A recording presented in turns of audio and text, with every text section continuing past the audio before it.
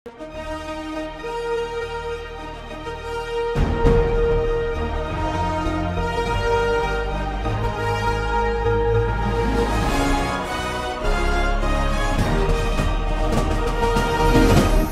பார்த்து கொண்டிருப்பது உங்கள் ஜாஷ்வா டிவி.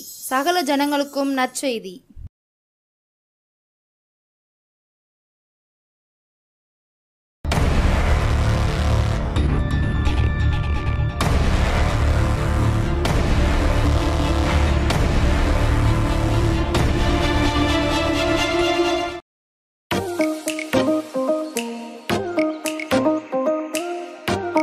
சோதரிக்கிறோம் ஆண்டவரை, துதிக்கிறோமப்பா. இந்த அருமையான வேலைக்காக உமக்கு நன்றி செலுத்திக்கிறோமப்பா. ஆண்டவரை, இந்த வேலையிலும் கூட ராஜா நீர் பேசும்படியாய் கூட செபிக்கிறோம். உங்களுடைய நாமும் உங்களுடைய சித்த மாத்திரம் நிறைவேறட்டும். எல்லா துதி கன மகிமை எல்லாம் ஒருத்தருக்கே செலுத்துகிறோம். இயேசுவின் ரத்தம், க்ளோரி டு ஜீசஸ் பவரேசன். இயேசுவின் ஜெபிக்கிறோம் நல்ல பிதாவே. ஆமென், ஆமென்.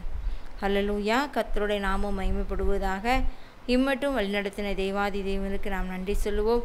கர்த்தர் ஒவ்வொரு நாளும் நம்மளை வழிநடத்தி வருகிறார். ஒவ்வொரு நாளும் அவருடைய கிருபையினாலும் அவருடைய இரக்கத்தினாலும் அவருடைய தயவுனாலும் நம்மளை நடத்துகிறார். ஹல்லேலூயா.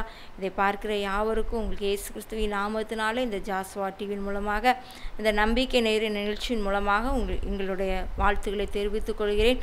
கர்த்தர் உங்கள் ஒவ்வொருவரையும் ஆசீர்வதித்து வழிநடத்துவாராக. நீங்கள் இப்போது இருப்பதை காட்டிலும் இன்னும் 1000 மடங்கு கர்த்தர் உங்களை ஆசீர்வதித்து வழிநடத்துவாராக. ஹல்லேலூயா. இந்த நாளிலும் கூட ஒரு தெரிந்த பாடலை நாம் பாடுவோம்.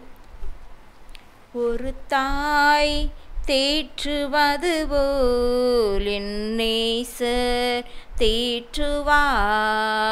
ஒரு தாய் தேற்றுவது போல் என் நேசர் தேற்றுவார். மார்போடு அணைப்பாரே, மனக்கவலை தீர்ப்பாரே. மார்போடு அணைப்பாரே, மனக்கவலை தீர்ப்பாரே. ஒரு தாய் தேற்றுவது போல் என் நேசர் தேற்றுவார். கரம் பிடித்து நடத்துவார், கண்மலை மேல் நிறுத்துவார். கரம் பிடித்து நடத்துவார், கண்மலை மேல் நிறுத்துவார். ஒரு தாய் தேற்றுவது போல் என் நேசர் தேற்றுவார். எனக்காக மரித்தாரே, என் பாவம் சுமந்தாரே. எனக்காக மரித்தாரே, என் பாவம் சுமந்தாரே. ஒரு தாய் தேற்றுவது போல் என் நேசர் தேற்றுவார். ஒருபோதும் கைவிடார், ஒரு நாளும் விலகிடார். ஒருபோதும் கைவிடார், ஒரு நாளும் விலகிடார். ஒரு தாய் தேற்றுவது போல் என் நேசர் தேற்றுவார். ஒரு தாய் தேற்றுவது போல் என் நேசர் தேற்றுவார். ஹல்லேலூயா. கர்த்தருடைய நாமம் மகிமைப்படுவதாக. அவர் நம்மை தேற்றுகிறவர், அவர் நம்மளை நடத்துகிறவர், அவர் ஒருபோதும் நம்மளை கைவிடுகிற தேவன் அல்ல. ஹல்லேலூயா. இந்த நாளிலும் கூட நாம் எடுத்துக்கொள்வோம். சங்கீதம் 37வது சங்கீதம் 34வது வசனம். சங்கீதம் 37:34. நீ கர்த்தருக்கு காத்திருந்து அவருடைய வழியை கைக்கொள், அப்பொழுது நீ பூமியை சுதந்தரித்துக் கொள்வதற்கு அவர் உன்னை உயர்த்துவார். துன்மார்க்கர் அறுப்புண்டு போவதை நீ காண்பாய். ஹல்லேலூயா. நீ பூமியை சுதந்தரித்துக் கொள்வதற்கு அவர் உன்னை உயர்த்துவார். ஹல்லேலூயா. நாம் சுதந்தரித்துக் கொள்வதற்கு ஆசீர்வதிக்கப்பட வேண்டுமானால் முதலாவது நீ கர்த்தருக்கு காத்திருக்க வேண்டும். நாம் கர்த்தருக்கு காத்திருக்க வேண்டும். இரண்டாவதாக அவருடைய வழியை நாம் கை கொள்ள வேண்டும். அவருடைய வழியிலே நாம் நடக்கும் பொழுது அப்பொழுதுதான் இந்த பூமியை சுதந்திரித்துக் கொள்வதற்கும் அவர் நம்மளை என்ன செய்கிறாராம், உயர்த்துகிறவராய் இருக்கிறார். ஹல்லேலூயா. இந்த அதிகாரத்திலே நாம் பார்க்குமானால் அநேக காரியங்கள் ஆசீர்வாதத்தையும் குறிக்கிறது. அதே போல துன்மார்க்கருடைய காரியங்கள் எப்படி இருக்கிறது, அதே போல நன்மை செய்யருடைய காரியங்கள் எப்படி இருக்கும், எப்படிப்பட்ட ஆசீர்வாதங்களை பெற்றுக்கொள்ள முடியும், அதே போல கர்த்தருக்கு காத்திருக்கிறவர்கள் எப்படிப்பட்ட ஒரு ஆசீர்வாதத்தை நாம் பெற்றுக்கொள்ள முடியும் என்று இந்த அதிகாரத்திலே நாம் பார்க்க முடியும். முதலாவதாக நாம் எடுத்துக்கொள்வோம். அதே சங்கீதம் 37 அதிகாரம் 1 சொல்லுகிறது, பொல்லாதவர்களை குறித்து எரிச்சல் அடையாதே, நியாயக்கேடு செய்கிறவரின் மேல் பொறாமை கொள்ளாதே. பொல்லாதவர்களை குறித்து எரிச்சல் அடையாதபடிக்கும் நியாயக்கேடு செய்கிறவரின் மேல் பொறாமை கொள்ளாதே என்று சொல்லப்பட்டிருக்கிறது. ஹல்லேலூயா. நாம் கர்த்தருக்கு மாத்திரம் காத்திருக்க வேண்டும். ஏதோ ஒரு காரியத்தை குறித்து, பொல்லாதவர்களை குறித்தோ ஏதோ ஒரு காரியத்தில் நமக்கு எதிராய் செய்கிற யாராய் இருந்தாலும் சரி, அவங்கள குறித்து பொறாமைப்பட்டு கொண்டு இருக்கக்கூடாது. ஆனால் சொல்கிறாரு, அவர்கள் எல்லாரும் சீக்கிரமாய் அறுப்புண்டு ஒரு பசு புன்றை போல் வாடி போவார்கள் என்று சொல்லப்பட்டிருக்கிறது. ஹல்லேலூயா. ஆனால் இதில் சொல்லப்பட்டிருக்க ஒவ்வொரு வார்த்தைகளும் பொல்லாதவர்களுக்கும் கர்த்தரை சார்ந்து வாழுகிறவர்களுக்கும் உள்ள ஆசீர்வாதம் எப்படிப்பட்டதாய் இருக்கும் என்று சொல்லி இந்த சங்கீதக்காரர் சொல்லுகிறார். ஹல்லேலூயா. அப்போ நம்முடைய வாழ்க்கையிலும் கூட எதை குறித்தும் யாரை குறித்தும் எரிச்சல் அடையாதபடிக்கு அவருக்கு மாத்திரம் நாம் காத்திருந்து அவருடைய வழியிலே கை கொள்ளும் பொழுதுதான் இந்த சுதந்திரிப்பை நாம் பெற்றுக்கொள்ள முடியும். அப்பொழுதுதான் அவர் நம்மை உயர்த்த முடியும். ஹல்லேலூயா. நாம் எப்படிப்பட்ட ஒரு வாழ்க்கை வாழுகிறோம், ஏதோ ஒரு காரியத்தை குறித்து அவர்கள் அப்படி வாழுகிறார்கள், இப்படி வாழுகிறார்கள், எனக்கு மாத்திரம் எப்படி அப்படின்னு சொல்லி அநேக நேரம் நாம் அப்படிப்பட்ட ஒரு சூழ்நிலையில் என்ன செய்கிறோம், தள்ளப்பட்டு போகிறோம். இல்லை, ஆவியானவருடைய ஒவ்வொரு ரட்சிப்பை பெற்றவர்கள் நாம் பொல்லாதவர்களை குறித்தும் நியாயக்கேடு செய்கிறவர்களை குறித்தும் எரிச்சல் அடையாதபடிக்கு அவருக்காக நாம் காத்திருந்து அவருடைய வழியிலே நாம் நடக்கும் பொழுது அவர் நம்மளை உயர்த்துவார். ஹல்லேலூயா. அவர் நம்மளை உயர்த்த முடியும். ஹல்லேலூயா. தான் சொல்லப்பட்டிருக்குது, துன்மார்க்கருடைய ஆலோசனை நீ என்ன செய்யாத, நடவாத, பாவிகளுடைய உட்கார இடத்துல நீ என்ன செய்யாத, உட்காராத, பரியாச பண்ண இடத்துல இந்த இடத்தை விட்டு என்ன செஞ்சிரு, நகர்ந்து போயிருந்து சொல்லி சங்கீதம் 1 நமக்கு சொல்லப்பட்டிருக்குது. ஹல்லேலூயா. நம்முடைய வழி ஆண்டவருக்கு பிரியமாக இருக்குமானால் அவர் நம்மளை என்ன செய்ய முடியும், உயர்த்த முடியும். ஹல்லேலூயா. யோபுடைய வாழ்க்கையை நாம் பார்த்தோமானால் அவர் உத்தமரும் உண்மையுள்ளவராக இருந்தால், ஆனால் பார்த்தீங்கன்னா அவருக்கு வியாதி வந்தது, எல்லாவற்றையும் இழந்தார், ஆனால் ஆண்டவரை மாத்திரம் சார்ந்து வாழ்ந்தார். ஹல்லேலூயா. அதான் சொல், நான் போகும் வழியை அவர் அறிவார் என்று சொல்லி யோபையா சொல்லுதாங்க. ஒருவேளை இன்னைக்கு கூட நாம் போகும் வழியை அவர் அறிவார் என்று சொல்லி நாம் சொல்ல முடியுமா? எதை குறித்து எரிச்சல் அடையாதபடிக்கும் பொறாமை கொள்ளாதபடிக்கும் ஆண்டவருடைய பாதத்தில் நீங்கள் காத்திருப்பீர்களானால் அவர் உங்களை உயர்த்த முடியும். ஹல்லேலூயா. அதே பார்த்தீங்கன்னா இந்த அதிகாரத்தில் அநேக காரியங்கள் நம்மளுக்கு என்ன செய்கிறது, அநேக வசனங்கள் நம்மோடு கூட பேசும். அநேக வசனங்கள் மூலமாக நம்முடைய வாழ்க்கையிலே நாம் எப்படி நடக்க வேண்டும், அவருடைய வழியிலே நாம் எப்படி நடக்க வேண்டும் என்று சொல்லி இந்த வசனங்கள் எல்லாம் நமக்கு என்ன செய்கிறது, கற்றுக் கொடுக்கிறது. ஹல்லேலூயா. ஒருவேளை நன்மையான காரியங்களை நாம் செய்யும் பொழுது அது நமக்கு எதிராய் தீமையாய் வருகிறது என்றால் அதை ஆண்டவர் பார்த்து கொள்வார் என்று சொல்லி அவருடைய சமூகத்திலே நாம் என்ன செய்ய வேண்டும், விட்டுவிட வேண்டும். இல்லை அதை நினைத்து நாம் அதையே நினைத்து கொண்டு அந்த தீமையான காரியங்களை நம்முடைய வாழ்க்கையில நினைத்து கொண்டு இருப்போமானால் நாம் என்ன செய்ய முடியாது, அந்த வழியிலிருந்து விலக முடியாது. ஆண்டவர் பார்த்து கொள்வார் என்று சொல்லி அவருடைய சமூகத்தில் அந்த வழியை ஒப்பு கொடுங்க. அவர் நிச்சயமாகவே நம்மளை உயர்த்துகிறவராய் இருக்கிறார். ஹல்லேலூயா. அப்போ நம்முடைய வாழ்க்கை ஆண்டவருக்கு நம்முடைய வழி ஆண்டவருக்கு பிரியமாய் இருக்க வேண்டும். இதை குறித்தும் எரிச்சல் அடையாத கொள்ளாதபடிக்கு, பொறாமை கொள்ளாதபடிக்கு ஆண்டவரை மாத்திரம் நாம் சார்ந்து அவரோடு கூட நம்பிக்கை, அவரோடு கூட அவரை மாத்திரம் விசுவாசம் உள்ளவர்களாய் நாம் வாழும் பொழுது அவர் என்ன செய்வாராம், அந்த சுதந்திரத்தை பெற்றுக்கொள்வதற்கு நமக்கு என்ன செய்கிறாராம், அவர் உயர்த்துகிறவராய் இருக்கிறார். ஹல்லேலூயா. அதான் துன்மார்க்கர் அறுப்புண்டு போவதை நீ காண்பாய் என்று சொல்லி கூட சொல்லுகிறார். ஹல்லேலூயா.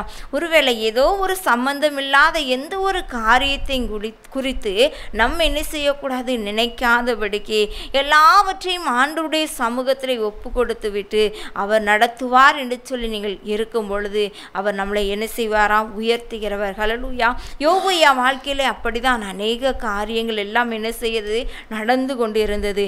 ஆனாலும் அவர் என்ன செய்யவில்லை, ஆண்டவரை விட்டு பின்வாங்கவில்லை. நான் போகும் வழியை அவர் அறிவார் என்று சொன்னார். அதே போல யோபு 27ஆம் அதிகாரத்தை நான் பார்ப்போமானால் 27ஆம் அதிகாரம் 5வது வசனம் சொல்லுகிறது, நீங்கள் பேசுகிறது நீதி என்று நான் ஒத்துக்கொள்வது எனக்கு தூரமாய் இருப்பதாக, என் நாவை பிரியும் மட்டும் என் உத்தமத்தை என்னை விட்டு விலக்கேன் என்று சொல்லப்படும். அவருடைய வழி எப்படி இருந்தது, ஆண்டவருக்கு பிரியமான ஒரு வழியாய் இருந்து, அதான் சொல்லுகிறார், எல்லாரும் நீங்கள் பேசினாலும் அந்த வழி எனக்கு என்ன செய்யுது, தூரமாய் இருப்பதாக, நான் ஆண்டவருக்குள் மாத்திரம் காத்திருக்கிறேன், என் நாவை பிரியும் மட்டும் என் உத்தமத்தை என்னை விட்டு விலக்கேன் என்று சொல்லுகிறார். ஹல்லேலூயா. ஒருவேளை அவர் நல்லா இருக்கும் போதா சொன்னார், இல்லைங்க, அவர் வியாதிப்பட்டு நொந்து நூலாகி இருக்கும் பொழுதுதான், அவர் அநேக கஷ்டத்துக்குள்ளாக இருக்கும் பொழுதுதான் அவர் இந்த வார்த்தையை சொல்லுகிறார். ஹல்லேலூயா. யாரையுமே பார்த்து நான் இவ்வளவு உத்தமனா நடந்தேன், உண்மையா இருந்தேன், எனக்கு ஏன் இப்படின்னு சொல்லி அவர் என்ன செய்யல, பொறாமப்படலை, எரிச்சல் அடையலை. ஆனால் சொல்லுகிறார், என் நாவி பிரிய மட்டும் நான் அவரை விட்டு நான் என்ன செய்ய மாட்டேன், விலக மாட்டேன் என்று சொல்லி கர்த்தரை மாத்திரம் என்ன செஞ்சாராம், அவர் நம்பி இருந்தார். ஹல்லேலூயா.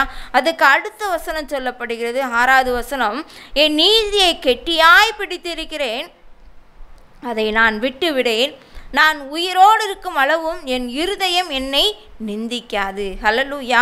நான் எப்படி நீதியை கெட்டியாய் பிடித்திருக்கேன், உத்தமத்திலே நான் என்ன செய்கிறேன், உறுதியாய் இருக்கேன், அவருடைய வழியை நான் என்ன செய்கிறேன், கை கொள்கிறேன், அதனால் நான் என்ன செய்ய மாட்டேன், அதை விட்டு விடேன், நான் உயிரோடு இருக்கும் அளவும் என் இருதயம் என்னை நிந்திக்காது. ஹல்லேலூயா.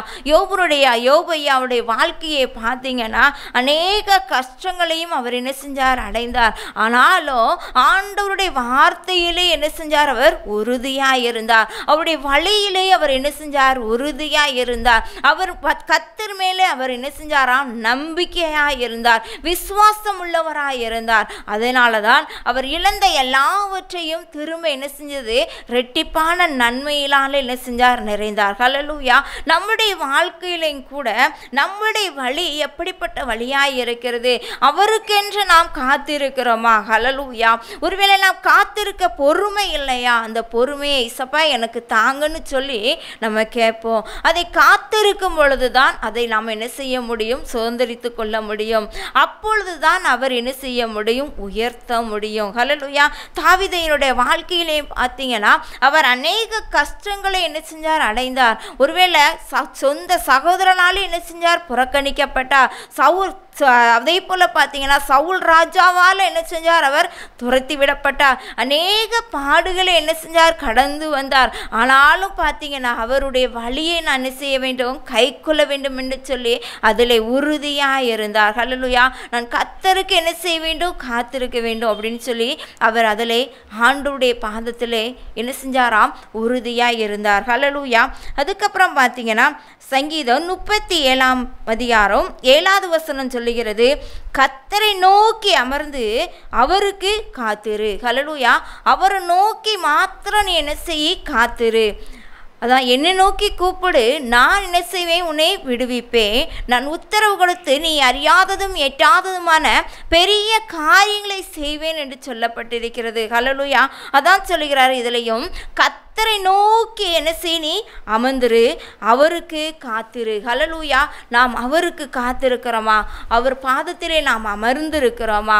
வானத்தையும் பூமியும் சிருஷ்டித்த தேவாதி தேவன், அவர் வானாதி வான ராஜாவாய் இருக்கிறார். ஹல்லேலூயா. அவர் பூமி அனைத்திற்கும் ராஜாவாய் இருக்கிறார்.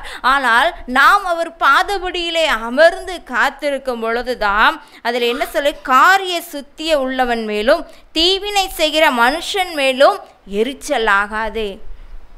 அப்போது தீவினை செய்கிறவன் மேல் நாம் என்ன செய்யக்கூடாது? எரிச்சல் ஆகக்கூடாது. ஆனால் அது முதல்ல கர்த்தரை நோக்கி அமர்ந்து அவருக்கு காத்திரு. ஹல்லேலூயா. எந்த மனுஷர்களை குறித்தும் நாம் எரிச்சல் அடையாதபடி அவருக்கு நோக்கி நாம் காத்திருக்கும் பொழுது அவர் நம்மளை என்ன செய்ய முடியுமாம்? உயர்த்த முடியும். ஹல்லேலூயா. அதே போல் பார்த்தீங்கன்னா 9வது வசனம் அதில் சொல்லப்பட்டிருக்கு, பொல்லாதவர்கள் அறுப்புண்டு போவார்கள், கர்த்தருக்கு காத்திருக்கிறவர்களோ பூமியை சுதந்தரித்து கொள்வார்கள்.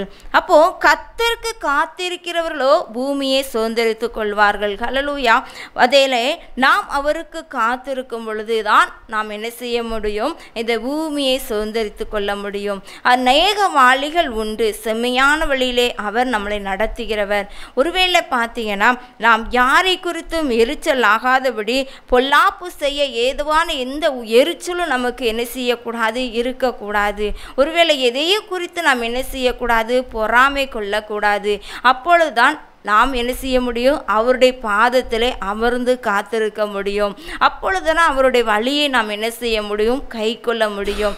அதே முன்னாடி நமக்கு அநேக ஆசீர்வாதங்களை பெற்றுக்கொள்ளும்படியாக அநேக காரியங்களை இயேசப்பா நமக்கு என்ன செஞ்சிருக்கலாம்? வாக்குத்தத்தங்கள் கொடுத்திருக்கலாம். ஆனால் நம்முடைய வழி எப்படிப்பட்டதாக இருக்குதுன்னு சொல்லி அவர் என்ன செய்வார்? நம்மளை அறிவார். அதான் பொல்லாதவர்களை குறித்து நீ என்ன செய்யாத? பொறாமை கொள்ளாத. அவங்களை குறித்து காரிய சித்தியின் மூலம் தீவினை செய்கிறவங்க எரிச்சல் ஆகாத. இதையெல்லாம் நீ தூர விட்டுட்டு நீ என் கிட்ட நீ அமர்ந்து என்ன செய்? காத்திரு. என்னை நோக்கி நீ காத்திருன்னு சொல்லுகிறாரு. அப்போ அவருடைய பாதத்திலே நாம் காத்திருக்கும் பொழுதுதான் பூமியை என்ன செய்ய முடியுமா? கர்த்தருக்கு காத்திருக்கிறவளோ பூமியை சுதந்தரித்து கொள்ள முடியும்.